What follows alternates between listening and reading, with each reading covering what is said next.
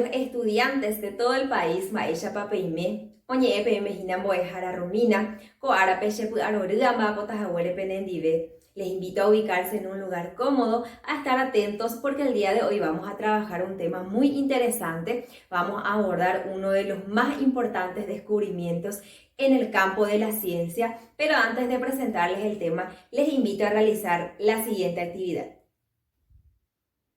Se trata de esta ruleta que contiene algunas sustancias que nosotros conocemos porque consumimos. Por ejemplo, tenemos el caso del agua, que es una sustancia cristalina, se encuentra en estado líquido, contiene hidrógeno, contiene oxígeno. Así también hay otras sustancias, como por ejemplo puede ser el caso del aire, de la Coca-Cola, de la sal. En este caso vamos a hablar del aire, que es una sustancia tan importante para nosotros, contiene oxígeno, contiene también otros elementos que nos permiten respirar, también es muy importante para los animales. Otra de las sustancias que vemos a continuación es la Coca-Cola, que es una sustancia de color marrón, está en estado líquido, contiene gases. Solemos consumir en el almuerzo o en la cena. Sabemos que no es una sustancia muy saludable, no debemos de consumir a diario. De esta manera entonces vamos a introducir el tema del día.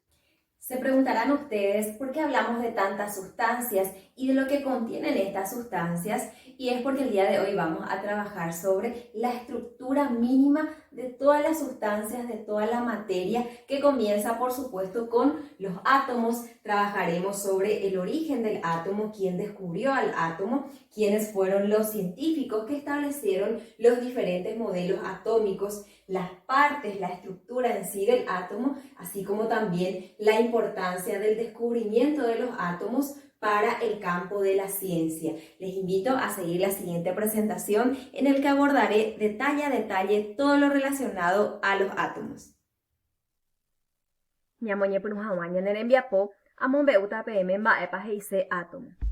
Átomo es una palabra que proviene del vocablo griego a, que significa sin, y tomon, que significa corte o división, es decir, sin división. En palabras más sencillas, un átomo es una partícula muy pequeña que se encuentra en la materia y que no se puede dividir en partes más pequeñas.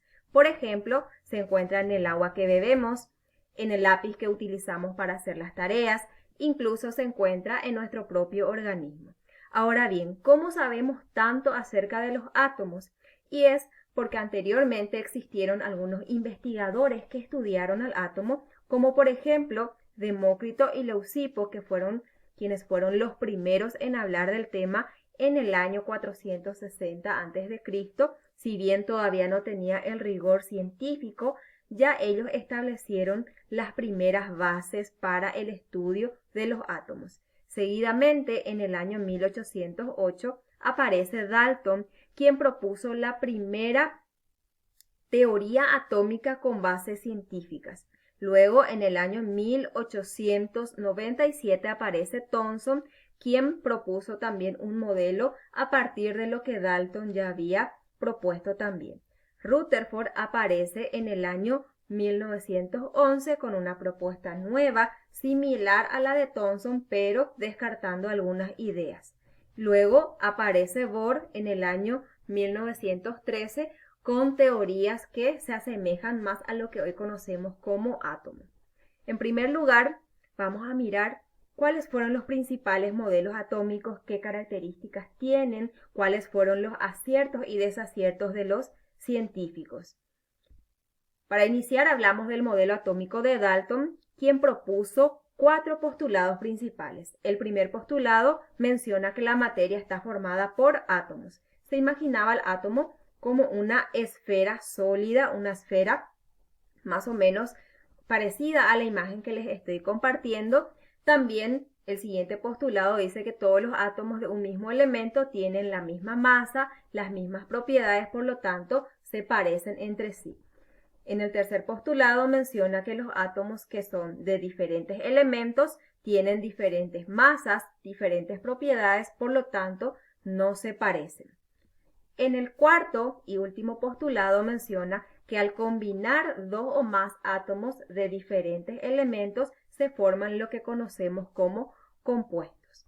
Seguidamente hablamos del modelo atómico de Thomson, quien tuvo una peculiar imaginación, comparó al átomo con el budín de pasas. Para él, el átomo era una esfera sólida que tenía carga positiva y también en ella estaban sumergidas algunas cargas, algunas partículas negativas a las que llamó electrones. Estos electrones se parecían mucho a las uvas que tienen que tiene el budín de pasas, entonces por esa razón él comparó esta comida o este postre con los electrones. A continuación hablamos del modelo atómico de Rutherford, quien cuestionó muchas de las ideas propuestas por Thomson porque realizó un experimento con una lámina de oro al cual bombardeó con rayos alfa de esta manera y mediante su experimento demostró que algunos de los rayos no lograban atravesar la lámina sino que desviaban. Entonces él propuso su propio modelo atómico en el que estableció dos partes principales.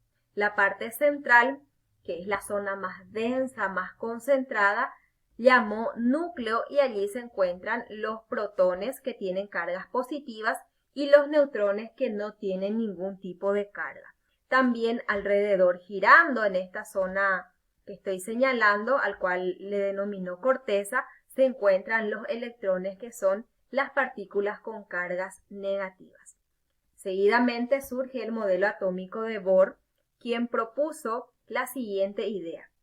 El átomo en sí también tenía núcleo, también tenía una zona que le rodea, al cual llamó corteza. Sin embargo, la idea de él es que los electrones giraban alrededor del núcleo, pero en capas o niveles de la corteza. Por ejemplo, la capa K, L, M y otras capas más que en un siguiente material les voy a explicar.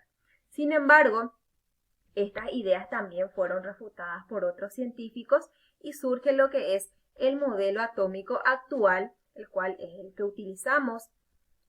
Y veremos que este modelo atómico propone una idea bastante sencilla, que el átomo es una partícula sencilla, pequeña, indivisible, que tiene una zona central al que se le llama núcleo.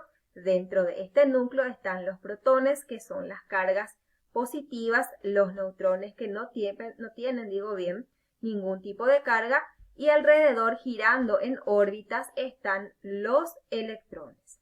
Por último, hablamos de la importancia de los átomos. ¿Por qué son tan importantes estas pequeñas partículas para nosotros?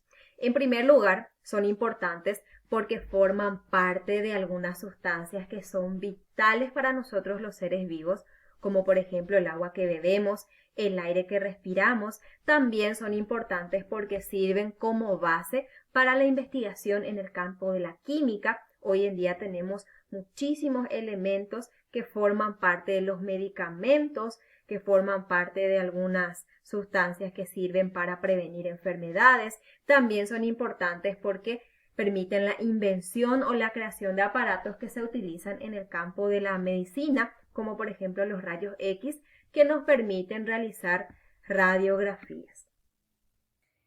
Queridos estudiantes, de esta manera damos por culminada la clase del día de hoy. Trabajamos muchísimo acerca de los átomos. Hoy establecimos el concepto de átomos. También trabajamos sobre los diferentes científicos que estudiaron al átomo. Cada uno de ellos propuso su propio modelo atómico con sus aciertos y desaciertos. Cada uno de ellos tuvo un gran aporte para la ciencia. También trabajamos la estructura básica del átomo. Mencionábamos la parte central, que es el núcleo.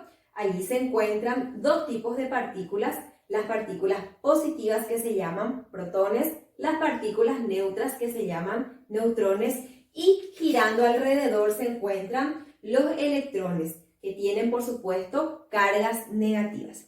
De mi parte es todo por hoy. Les invito a seguir investigando porque aún hay mucho por aprender acerca de los átomos. Nos volveremos a encontrar en un próximo material educativo.